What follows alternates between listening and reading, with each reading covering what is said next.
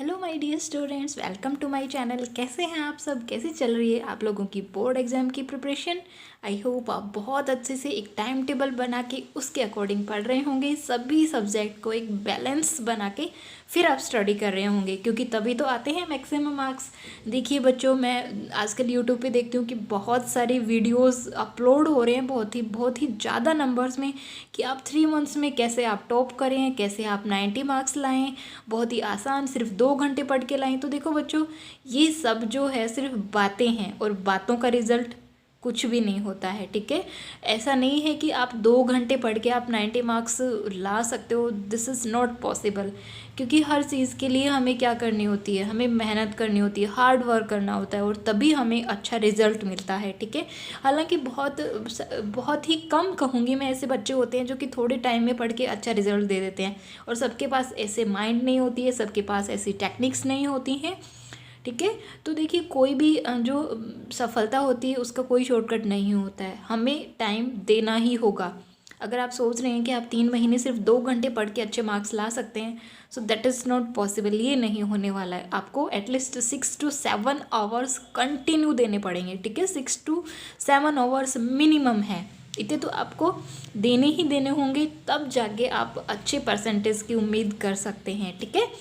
तो 6-7 आवर्स, आप सोचिए 24 आवर्स में क्या हमारे पास 6-7 आवर्स ही नहीं है ना। तो 6-7 आवर्स रेगुलरली पढ़ना कोई बहुत बड़ी बात नहीं है, आप लोग इतना कर सकते हो। I know that you all can do it. और आज से ही आप 6 to 7 आवर्स का एक टाइम टेबल बनाइए अच्छा सा। जिस टॉपिक या जिस सब्जेक्ट में आपको लगता है कि मुझे ज़्यादा प्रैक्टिस करनी है, मुझे ज़्यादा इसको टाइम देना, उसको थोड़ा टाइम आप ज़्यादा दें, और जो इजी लगते हैं उनको थोड़ा कम टाइम दें। इस तरीके से आप रेगुलरली पढ़ें, डेफिनेटली आप बहुत अच्छे मार्क्स ला सकते हैं। और सिर्फ मार्क्स की ही बात नहीं होती है, आपके कॉन्सेप्ट क्लियर होते हैं, आपकी कैचिंग पावर जो होती है उस सब्जेक्ट को लेके वो बढ़ती है, ठीक है। तो मार्क्स की आजकल कोई वैल्यू नहीं है, पर एटलीस्ट उस सब्जेक्ट को हमें समझना, तो उसको कैच करना है। चलिए स्टार्ट करते हैं। हम इस वीडियो में हम पढ़ने वाले हैं exercise 12.1, question number 4। The wheels of a car are of diameter 80 centimetre each. हमें यहाँ पे कार की जो व्हील हैं उनका डायमीटर गिवन है। How many complete revolutions does each wheel make in 10 minutes when the car is travelling at A speed of 66 kilometre per hour. हमें क्या दे रखा है, हमें टाइम दे रखा है।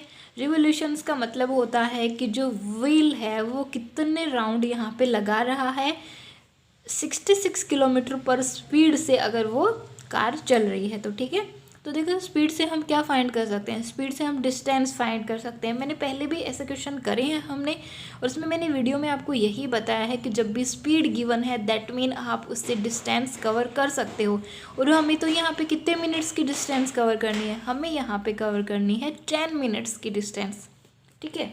इससे पहले हम एक एग्जाम्पल लेते हैं, ठीक है। उससे आपको क्या बहुत ही आराम से ये क्वेश्चन हो जाना है। जैसे मैं बात कर रही हूँ, यहाँ पे हमारे पास 1000 क्या है, 1000 हमारे पास डिस्टेंस है, ठीक है। 1000 यहाँ पे मैंने डिस्टेंस किलोमीटर मुझे कवर करनी है, ठीक है। और मैं बात करूँ हमारा जो व्हील है उसका ये एक राउंड, देखो एक राउंड का मतलब कितना डिस्टेंस हो गया, यहाँ से लेके यहाँ तक एक राउंड, दैट मीन ये क्या है, 2πr है सर्क्यूफेरेंस। और मैं कहूँ कि जो 2πr है, जो इसका सर्क्यूफेरेंस है वो 10 किलोमीटर है, ठीक है। मुझे कवर करनी है 1000 किलोमीटर डिस्टेंस, और मेरे पास एक जो रिवोल्यूशन है उसकी जो डिस्टेंस है वो है 10 किलोमीटर। तो आप मुझे बताइए कि मुझे कितने रिवोल्यूशंस यहाँ पे कंप्लीट करने होंगे। तो सीधी सी बात है, आप लोग क्या करोगे कि मैम टोटल हमें डिस्टेंस कवर करनी है 1000, और एक रिवोल्यूशन की मेरे पास है 10, तो आप डिवाइड कर दीजिए, और यहाँ पे मुझे 100 रिवोल्यूशन कंप्लीट करने पड़ेंगे जब हमें 1000 किलोमीटर डिस्टेंस कवर करना है। तो हुआ ना बहुत ही आसान। तो हमें क्या करना है, हमें फाइंड करना है डिस्टेंस, कि कितनी डिस्टेंस हमें यहाँ पे कवर करनी है। उसके बाद हमें फाइंड करना है सर्क्यूफेरेंस। तो ये सर्क्यूफेरेंस तो हम इजीली फाइंड कर सकते हैं, क्योंकि हमें यहाँ पे गिवन है डायमीटर। तो हम सबसे पहले लिखेंगे रेडियस ऑफ कार्स व्हील। सबसे पहले हम क्या लिख लेंगे, रेडियस लिख लेंगे तो हो जाएगी 80/2, दैट मीन 40 सेंटीमीटर। और उसके बाद हम क्या निकाल रहे हैं, पेरीमीटर निकाल रहे हैं, क्योंकि perimeter that mean distance of 1 revolution equals to 2 into 22/7 into 40, that mean ये हो जाएगा हमारे पास 1760/7 सेंटीमीटर। ठीक है, हमने पेरीमीटर निकाल ली। उसके बाद नेक्स्ट हमारा टारगेट है कि डिस्टेंस कितनी कवर करनी है हमें। ठीक है, तो हमें सबसे पहले स्पीड ऑफ कार लिखनी है। स्पीड ऑफ कार हमें गिवन है 66 किलोमीटर पर आवर, लेकिन यहाँ पे तो बात हो रही है मिनट्स में, दैट मीन हमें ये स्पीड को कन्वर्ट करना पड़ेगा मिनट में। तो अब हम डिस्टेंस पे आ जाते हैं, क्योंकि हमें फाइंड तो क्या करनी है, डिस्टेंस ही करनी है। Distance travelled by car in 1 minute, हम 1 मिनट में निकालेंगे, दैट मीन हमें इसको मिनट में कन्वर्ट करना है, क्योंकि हमें तो 10 मिनट्स में निकालें, तो पहले 1 मिनट की बात करते हैं। सो 66 इंटू 1000, मैंने यहाँ पे किलोमीटर को चेंज कर दिया मीटर में। क्यों चेंज कर रहे हैं हम, क्योंकि हमें जो रेडियस गिवन है वो सेंटीमीटर में है। अगेन हम इसको सेंटीमीटर में कन्वर्ट करेंगे तो 100 से मल्टीप्लाई करेंगे। अब मैं यहाँ पे इसको मिनट्स में कन्वर्ट कर रही हूँ, तो ये आवर में है अपॉन में, दैट मीन ये अपॉन में 60 आ जाएगा, क्योंकि 1 आवर में 60 मिनट्स होते हैं। ये हमने कन्वर्ट कर लिया इसको सेंटीमीटर में। ठीक है, फिर से देखो कैसे कन्वर्ट किया, 66 को यहाँ पे मैंने सेंटीमीटर में कन्वर्ट किया है, तो पहले मीटर में कन्वर्ट किया, 1000 से मल्टीप्लाई किया, फिर मीटर को सेंटीमीटर में कन्वर्ट किया तो 1000 से मल्टीप्लाई कर दिया। अपॉन में आवर की जगह हमने क्या लिख दिया है, 60 लिख दिया है। अब ये कन्वर्ट हो गया हमारे मिनट्स में, और ये आ जाएगा 11, 10 से 10 कैंसिल, और ये आ गया हमारे पास 40। ठीक है, 1 मिनट में नहीं निकालनी, हमें निकालनी है 10 मिनट में। So distance travelled by car in 10 minutes. तो अब हमें क्या करना है, हमें 10 से मल्टीप्लाई कर देना है, तो यह आ जाएगा यहाँ पे हमारे पास 50 हो जाएंगे। ठीक है, अब देखो टोटल डिस्टेंस भी आ चुकी है, पेरीमीटर भी निकाल लिया है हमने। अब हमें क्या निकालना है, नंबर ऑफ रिवोल्यूशंस। तो वो तो आप लोग समझ ही चुके हैं, मैंने आपको एग्जाम्पल से बता ही दिया था। So number of revolutions made by the wheel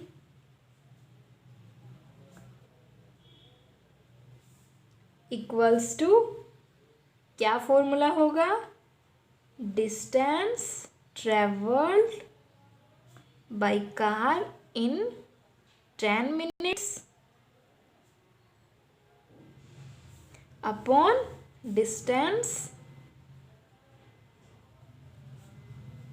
travelled by 1 revolutions by car in 1 revolutions. ठीक है, अब हमें वैल्यू पुट करनी है। हमारे पास ये वैल्यू है 11 लाख अपॉन 1 रिवोल्यूशन का मतलब क्या है, पेरीमीटर ऑफ व्हील, तो 1760 अपॉन 7। ठीक है, तो जब आप इसको सोल्व करेंगे तो ये भी सोल्व करना इजी है, ज़्यादा टफ नहीं है। ये आएगा 4375। ठीक है, देखो मैंने एग्जाम्पल से आपको स्टार्टिंग में समझा दिया था इस तरीके से कि आपको ये क्वेश्चन कैसे करना है। मैंने डिस्टेंस दी थी यहाँ पे 1000 किलोमीटर, और एक पेरीमीटर का, एक रिवोल्यूशन का डिस्टेंस दिया था मैंने 10 किलोमीटर। तो आपने क्या किया था, इसी तरीके से हमने गैस कर लिया था कि जब हम टोटल डिस्टेंस में से एक रिवोल्यूशन के डिस्टेंस से डिवाइड कर देंगे, दैट मीन हमारे पास यहाँ पे नंबर ऑफ रिवोल्यूशंस आ जाएंगे। तो इसी तरीके से हमने क्वेश्चन कर लिया है, जो कि बहुत ही ईजी सा है, बिल्कुल भी टफ नहीं है। ठीक है, और अब हम कर लेते हैं क्वेश्चन नंबर 5। क्वेश्चन नंबर 5 है, tick the correct answer in the following and justify your choice if the perimeter and the area of are और area of a circle are numerically equal then the radius of the circle is. हमें radius यहाँ पे क्या करनी है, find करनी है, और कंडीशन हमें गिवन है कि सर्कल का पेरीमीटर और जो एरिया है वो क्या है, न्यूमेरिकली इक्वल है। और ये क्वेश्चन जो है वो बोर्ड ने अभी सैम्पल पेपर जो किया है जारी उसमें भी है, ठीक है। तो उसमें भी हमने सोल्यूशन कर ही लिया, बट फिर भी हम कर लेते हैं इसका सोल्यूशन। सबसे पहले तो हमें क्या करना है, यहाँ पे रेडियस को अज्यूम करना है। So let the radius of circle be R. So according to the question के अकॉर्डिंग ही हमें क्या करना है, इसको सॉल्व करना है। और क्वेश्चन में क्या गिवन है, क्वेश्चन में गिवन है कि पेरीमीटर और जो एरिया है वो क्या है, इक्वल है। और तब हमें क्या फाइंड करनी है, रेडियस फाइंड करनी है। तो हमें निकालनी है यहाँ पे रेडियस। तो सबसे पहले तो 2 पाई, देखो पाई से पाई कैंसिल हो रहा है, ये 2r equals to are square को हम लिख लेंगे r इंटू आर, और ये r से r कैंसिल हो रही है, that mean r equals to 2 units, ठीक है। तो यहाँ पे हमारा जो ए ऑप्शन है वो क्या हो जाएगा, यहाँ पे राइट हो जाएगा, 2 यूनिट्स जो है वो हमारा आंसर होगा। So that is the exercise 12.1। और ये 12.1 हमने कर ली है। देखो बच्चों, बेसिक का जो स्टूडेंट्स है वो ध्यान दें कि इस एक्सरसाइज में से आपके लिए 12.1 में से क्वेश्चन आने की जो प्रोबेबिलिटी है वो सबसे ज़्यादा है, क्योंकि ओनली 2 मार्क्स जो हैं उसका जो कॉन्ट्रीब्यूशन है इस चैप्टर का वो ओनली 2 मार्क्स का है, ठीक है। And always be happy, good bye.